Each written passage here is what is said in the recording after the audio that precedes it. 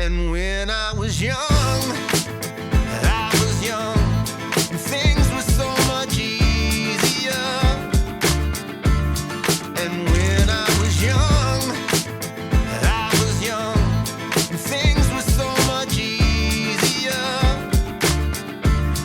And through the highs and lows, no one knows what to think, but we're on the brink of something. And even through the years and the tears that were shed from all the hearts that were broken. When I was young, not a care in the world, hitting different spots, chasing after girls, always looking for the next place to party. When I walk in, then it finally gets started. Not gonna stop till the sun comes up. Feel the repercussions, I'm feeling really rough. All it would take is a couple extra hours. Do it all again, cause we're gained all hour. Take it all for granted. Hi, this is Stephanie West. Welcome to Central Coast Music Chat. This is my new show where I chat with local bands and artists on California's Central Coast. You just saw a little sneak peek of a new song from Tomorrow's Never Promised. The song is called When I Was Young, and it has not been released yet, but it will be soon. I have the two writers of the song, Dave Abbott and Eric Hedger, with me today. Hey, guys. Hey, Nice Stephanie. to see you again. How you doing? Hey. I know we tried this last night and there was some major technical difficulties, so let's hope that this all works out good today. It's all good. Right? Definitely. So the video is looking pretty good. How has the video making process been going so far? It's good, but besides working, it's still a bit slow, but I'm getting there. Yeah. Yeah, I'm liking the way it's going with the drone footage and all that. Yeah. It's, What's the story with the drone? we just needed a good angle, and a buddy of mine has a drone, so we went up to Cayucas and filmed. Uh-huh. Brought that up there on a dirt road up there, and got a little bit of nature involved.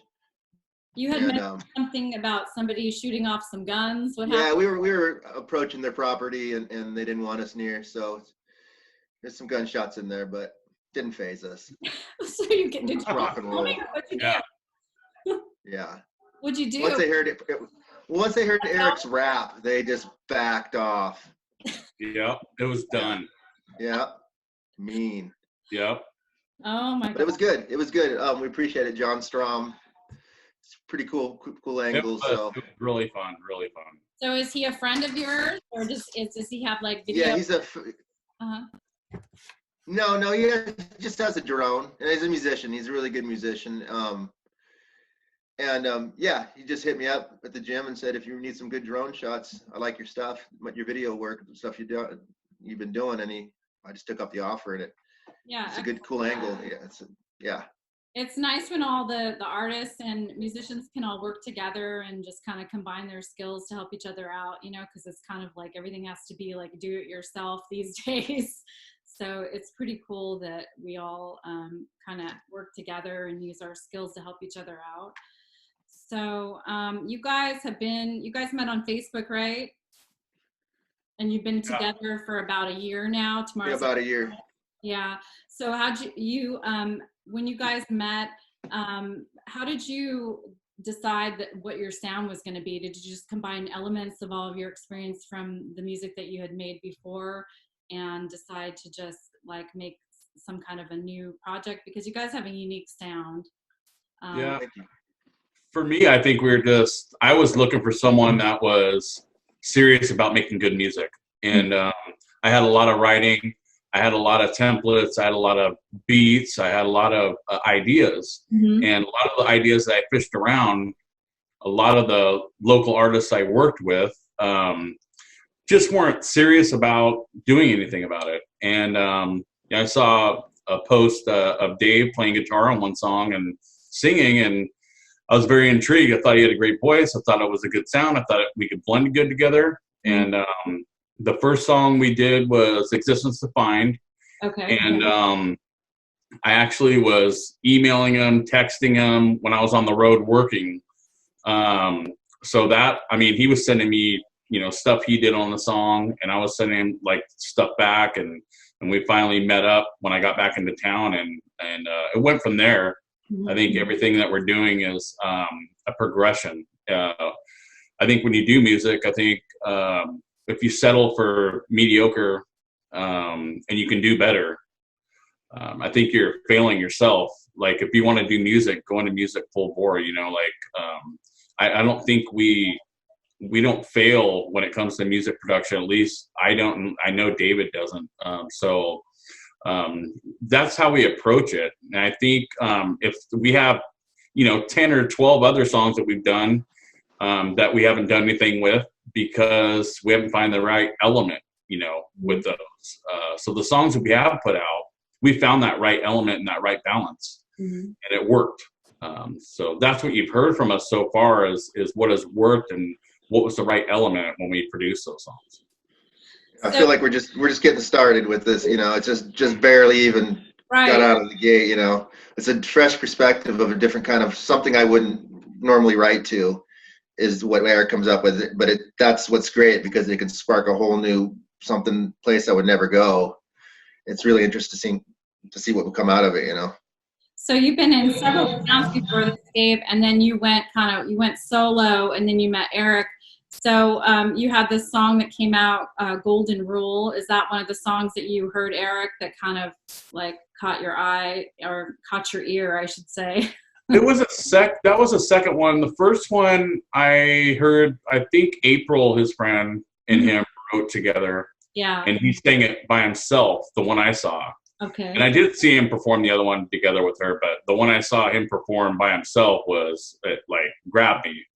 And I was like, okay, man, I got to get a hold of this guy, because he really is passionate about what he's doing. And, if he'll even collaborate with me, I'd be happy. So for it to all go like this, it's been a blessing. All right, so let's get into your music background, okay? Your musical background. Eric, when did you first start becoming interested in music? When did you first recognize that music was something that you were passionate about? I had my girlfriend had brought me home a music program, a basic one, to link samples together. And I think I put a song together in like 5 or 10 minutes, and just the technical part of it, how I pieced it all together. And then I started from there chopping up samples and making my own sounds. And then I advanced in, I think it was 2007 that I really dawned on me that I should try something. It's, I'm young enough, I can try it. And, from there I kind of advanced, and, I have a machine, native instruments. I use native instruments. So it's a little more technical. You can draw stuff on the board. It's all digital, but it sounds more like regular instruments. So you like producing music. Are you interested in the possibility of producing other bands in the future? Future? Yeah, if I had the right studio, setting and everything like that. I think right now I don't. I think Dave's programs that he uses is more studio fit for making songs. So and that the program he uses is like you have to read like a Bible's worth of stuff, and it takes a while to learn. So yeah, definitely love to. I've always wanted to produce for anybody. I've worked with a few rappers, and this is like my first real project with a rock group or rock sound, and it's coming together well. So yeah, I noticed that on Facebook you had a bunch of stuff that you had posted on there with a project called Infinite, and I was going to ask you about that.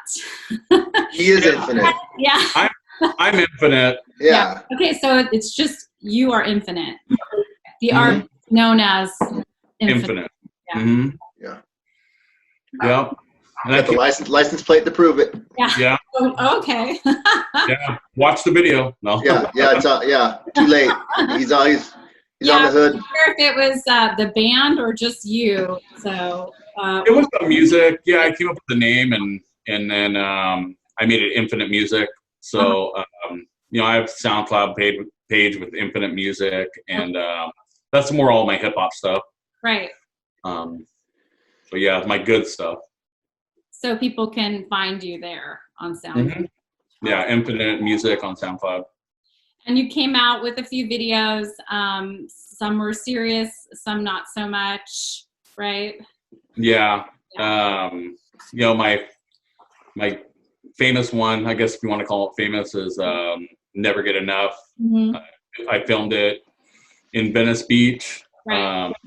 My buddy Ben Booker that works down in LA, Mm-hmm. he's a great filmer, and he asked me to come down one weekend, and we did it down there, and the whole thing was a great experience because I saw the real production side of video, how a video is made, in some of like the most like tough circumstances, thousands of people on Labor Day weekend, you're trying to get through people on the boardwalk, and it's, what those guys go through sometimes, filming is crazy. What's that song about? What's that song?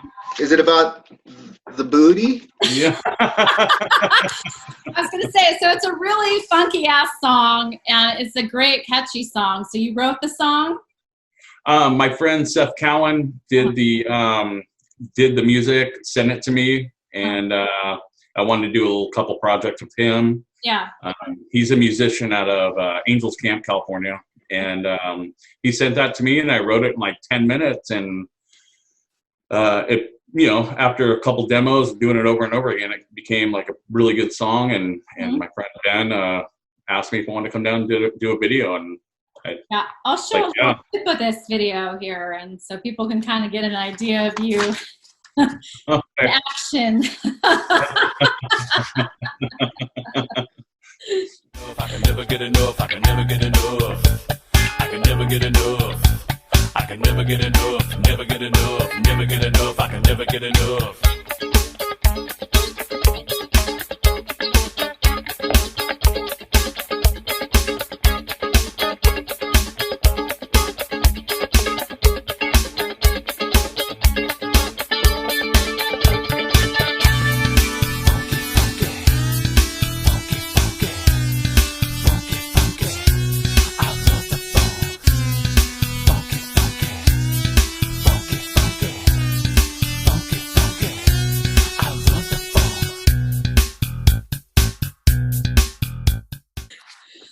Okay, so Dave, you've been playing bass for a long time, and you've been in several bands. What are some of the bands that you've been in? My first band was Charlie Christ, which was a thrash metal band. That was in the 90s, which later on became Deeds of Flesh, which was pretty big in Europe, and the singer Eric Lindmark had recently died. So people are actually wanting those CDs now. I get some texts from people Philippines and just looking for a disc because there was only so many made. It's kind of interesting, that being my first band. And then I got out of metal, and I kind of got into kind of a reggae, California reggae band called Nowadays. And then Bootsy Marengo after that with Mike Jones, who owns As High As I Am clothing. He's a singer. And that was fun. We did pretty good for a while. Played around here. And then I kind of got into heavier music, a band called Supercell, and with Gary Gladson and Chris Sloan and Brian Freeman. And then after me and Brian and Gary went off and did Kilowatt with Travis Warren, which is pretty cool. The music came out, it was really good. He's singing for Blind Melon now. He was sang for us for a while. And then Critic in You was after that. Travis's buddy from Texas, Heath Seeger, Texas sound. It was pretty cool. It was rock, it was rock, but not heavy rock, but rock and roll. And yeah, and the Critic in You, I think, was my last project. And then I started getting on after that, just writing on my own, recording on my own, learning how to sing and play and guitar and the whole recording process. And just didn't want to wait for singers or guitar players to come around and write something for me. So When did you start playing bass? I started playing bass when I was 17. A little bit later. I didn't really play music. When I was younger, my grandparents had an organ, and all of a sudden they said it stopped working, and I was like, oh, and I never played it. And I realized later when I was older, they unplugged it. So that's why it didn't work. So it's their fault. So I started later when I was 17. They didn't want to hear me noodling on the thing.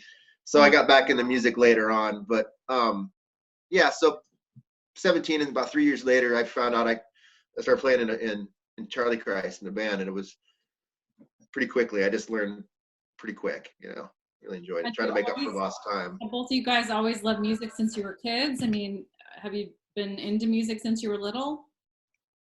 Well, definitely. Yeah. I was too busy surfing and getting to be playing, but yeah, I mean, got Led Zeppelin when I was in junior high and blew me away.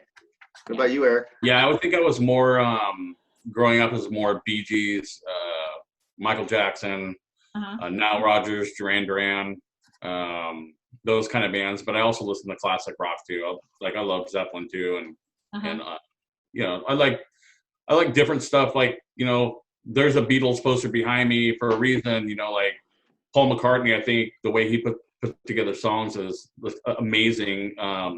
Especially with Wings, the way he would change a song within a song. Right. I really took a lot from him. I studied a lot of what he did. And till this day, I still listen to songs to kind of get ideas of what I can do when I'm producing a beat or something. Mm-hmm. Yeah, the good blueprints there, definitely what they did for great songs that get stuck in your head. Amazing. Mm-hmm. What was your first concert that you went to, Dave? Oh, geez. I don't think I think it was like a metal band later on. I don't think I went to a concert until I was like 17. I think it was like Overkill and Violence and just a bloody stuff, just Napalm Death. It was, I think that was at Ventura Theater. That was one of my first concerts. Yeah. The Ventura Concert Theater is beautiful. Yeah, great. What about you, Eric? What's the first concert that you saw? First concert I saw was in Oakland, and it was Metallica, Scorpions, Queensryche, Guns N' Roses. Wow. I forget how old I was. Oh, was that? I think I saw Day on the Green that had. Day on the Green. You were there too. Yeah. Was Faith No More there? I believe so. Yes. Yeah, I was there. Yeah. That was like a great era of music, so that must have been kind of exciting because the scene was still kind of alive then, Mm-hmm. Yeah. Definitely. Excellent. Okay, guys. Well, I know that you've got stuff to do, so I'm going to let you go soon. But I just wanted to ask, what's next for you guys? Are you guys planning on getting some more members in to Tomorrow's Never Promise and playing live? I mean, what's your ultimate goal? Are you thinking about co-writing songs with other people, or is it just you guys that you're? Well, for this project, we'd like to get some players in that can match. I mean, I'd like to be more the front man and sing and try to juggle everything, it'd be nice to have some other players and kind of match the sound of the songs, pretty close, right? And get out and play the album. Once we finish it, we're getting close. All right, guys. So you guys, we know you're on YouTube. I'm going to put all the links for all of YouTube and Spotify and everything else in the description box below. Where can your fans buy your music? iTunes, Spotify, Amazon. It's all there for digital download. Okay. Yeah. Excellent. All right. So we're going to finish off the show today with a video called Too Late. And I thank you so much for taking the time to do this interview. It's nice to chat with you, and I will see you guys soon. And I don't need no one to hold my hand until you've been through what I've been through, then you'll never understand. I guess it's too late. I can't even make it up to you again. I guess it's too late. I can't even make it up to you again. I'm back on my grind again, I'm waiting on you. No one knows what we've been through ups and downs. You were always there. The life we lived, it wasn't fair. Everything was on your shoulders. It didn't get better, it just got colder. On and on as we got older. So many things I should have told her. 'Cause hope is the only word. Life is so absurd, and love is the only thing that I'll never know. I guess it's too late. I can't even make it up to you again. I guess it's too late. I can't even make it up to you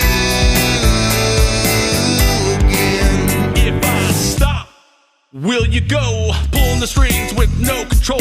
With all that's left, I'm never right. On and on, we both lose sight. Like everything I did was all for nothing. Run around circles, you were only bluffing. The time has passed, there is no debate.